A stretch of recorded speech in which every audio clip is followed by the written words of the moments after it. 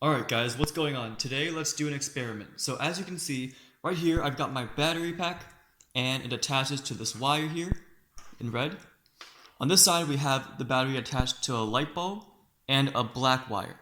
So right now there's no circuit, but you can see that as soon as I touch these two together, like so, that completes the circuit and the light bulb goes off.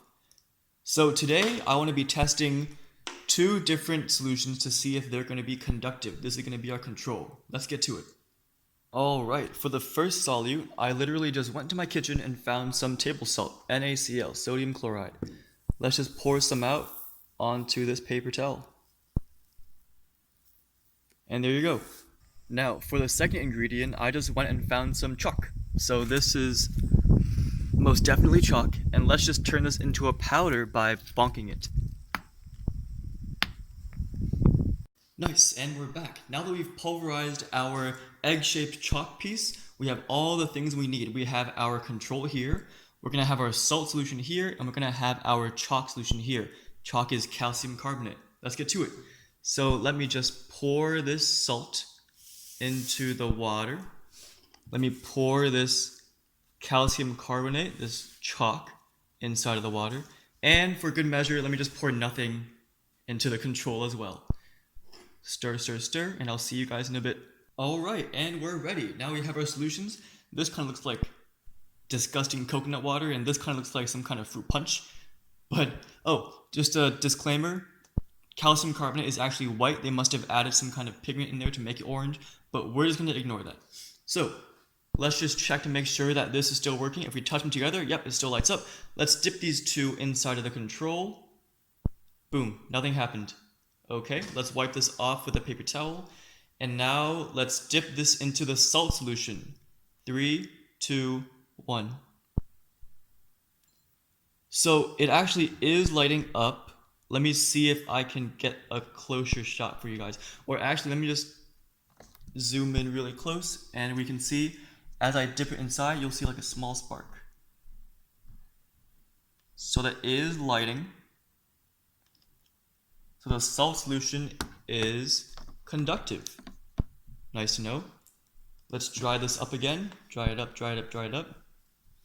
Now let's move on to the very last one, our disgusting fruit punch thing here, calcium carbonate solution. 3, 2, 1. Nothing happened. Let me just zoom in. You can see that as I put it inside, no light.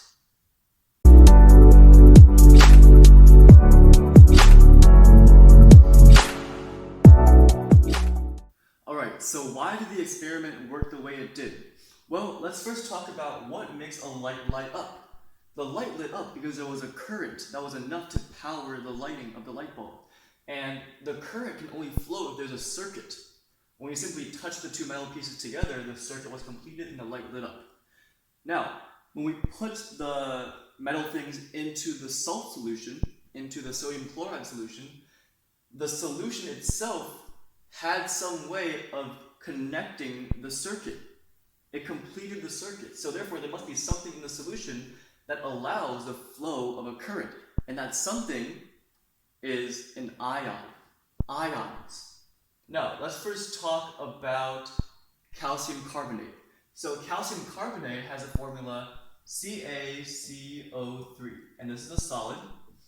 And when we put the calcium carbonate chalk into the water, it's going to establish an equilibrium. It's going to start dissolving into its ions. So calcium 2+, it's aqueous because it's surrounded by water. And we also have the carbonate ion, which is CO3 2-, also an aqueous solution. I'm showing this as one way, but of course in actuality it's going both ways. When we add that calcium carbonate into the water, it's going to start dissociating, but at the same time the dissociated ions can come together and form more solid. And at equilibrium, this is going to reach some kind of steady state. The rate of the forward and backward reactions are going to be equal. Now, we can define an equilibrium constant as Ksp. You can define a Ksp for any soluble compound. or sparingly soluble compound.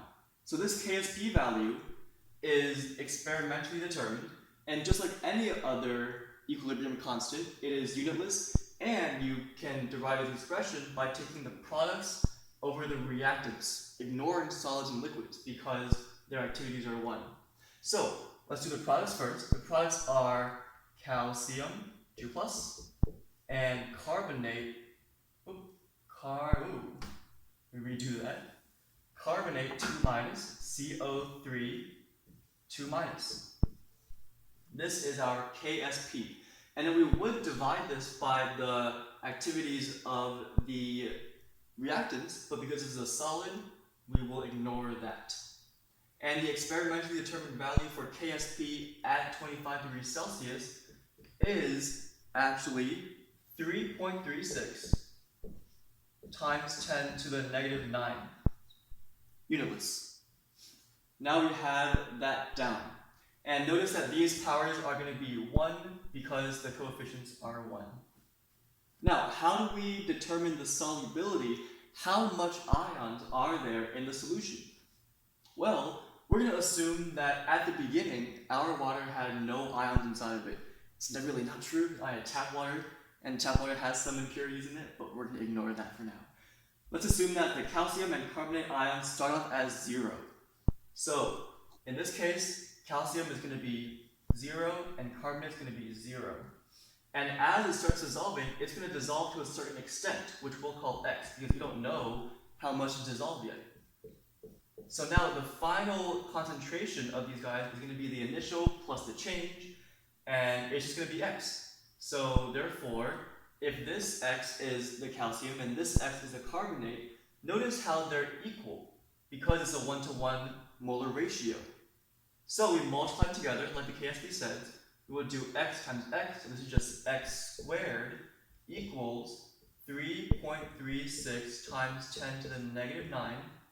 And if we were to solve for x, in this case, x is going to be equal to this, and is going to be equal to this. So we would say that x is equal to the concentration of calcium, which is also equal to the concentration of carbonate at equilibrium. And you simply do this by taking the square root of that value, and you get, of course, a positive and negative answer. We can't have negative concentrations. So this is going to give us 5.80 times 10 to the negative 5 molar. And that is a pretty small number. It's not enough for the solution to become conductive. And that explains why the light didn't light up for our chalk solution. Okay, now let's move on to the salt, the table salt solution, and why that allowed the light to actually light up a little bit. So, table salt, or sodium chloride, NaCl, is also a solid at first, but once we put it into the water, what's going to happen? This is going to dissociate into sodium ions, Na+, aqueous, and chloride ions, Cl-, also aqueous. Now, this, like everything else, is going to be in equilibrium, but I'm going to just draw a tiny arrow going that way because sodium chloride is super soluble. It's going to want to dump everything as these ions in solution. So in the calcium carbonate situation, we use a Ksp value to determine the concentration of ions inside of the solution. But I actually couldn't really find a very reliable source for the Ksp value of NaCl because it is so soluble. So in this case, we're going to work backwards. I found that at 25 degrees Celsius, the solubility of NaCl is actually 357 grams of NaCl per every 1 liter. This is a solubility. Now, we can convert that into a Ksp, and I'll show you how right now. So grams, we have grams of NaCl, we want to turn that into moles of NaCl. So what do? We use the molar mass. The molar mass of NaCl is actually 58.44 grams of NaCl, and that's equal to, just multiplying by 1 here, it's equal to 1 mole of NaCl. And as you can see, 1 mole of NaCl turns into 1 mole of sodium ions. So we say that 1 mole of NaCl is also equivalent to 1 mole of sodium ions as shown inside the equation above. And once we do all of these calculations, we will find that the concentration of sodium, you can see here, right? I've set this up so that the grams cancel out, boom, boom. The moles of NaCl cancel out, boom, boom. And we're left with moles of sodium ions per 1 liter. And we find that this expression is equal to, actually it's 6.11, about 6.11 molar of Na plus as a concentration. Now, the solution that I made was by no means actually saturated. This is a saturated solution, but we're just going to assume that it was saturated, so shh. Now, as before, the sodium ion concentration is the same as the chloride ion concentration at first because it is a 1-to-1 molar ratio. So this number is also equal to the chloride ion concentration. So these values are actually equal. Now, as before, we can set up a Ksp definition.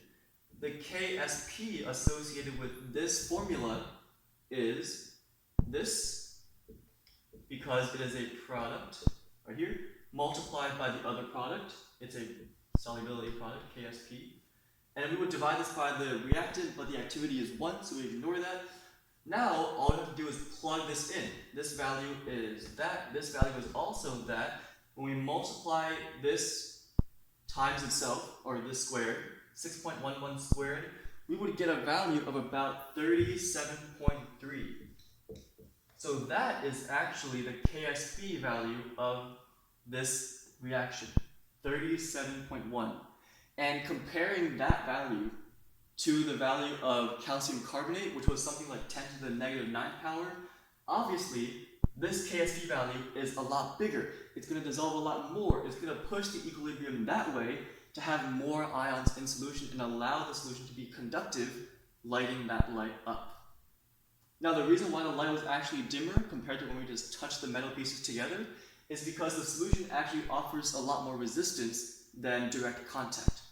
Alright, so we've established that the reason why sodium chloride solutions are more conductive than calcium carbonate solutions is because they dissociate more into ions, which allows the current to flow through the solution. And the reason why it's into more of its ions is because the Ksp value of sodium chloride is a lot greater than the Ksp value of calcium carbonate. But then, some of you might be wondering, why? Right? Why does the Ksp value of NaCl have to be so much bigger than the Ksp value of calcium carbonate? Well, that calculation actually becomes a lot more complex, but I can explain it conceptually to you guys. So, in a sodium chloride crystal, it's a lattice of sodium ions and chloride ions, right? I'm just going to draw them as these balls here.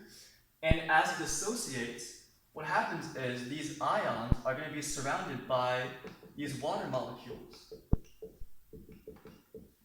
And at a molecular level, the reason why sodium chloride is so soluble is because these interactions between the water molecules and the sodium or chloride ion is more favorable, is more stable than the interactions between the sodium and chloride ions themselves. This force allows, well, actually the sum of all of these forces on the sodium and chloride ions is more stable. It stabilizes the ion more than the actual ionic attraction between the ions in a solid form. Now, the opposite is true for calcium carbonate. In calcium carbonate, this is more favorable than that. And so calcium carbonate would rather be in its solid form than dissolved in solution. And that has to do with things like the charge on the ions, the size of the ions, and the calculations get really complex. But this is the overall concept. I hope you guys found this interesting and learned something. See you next time.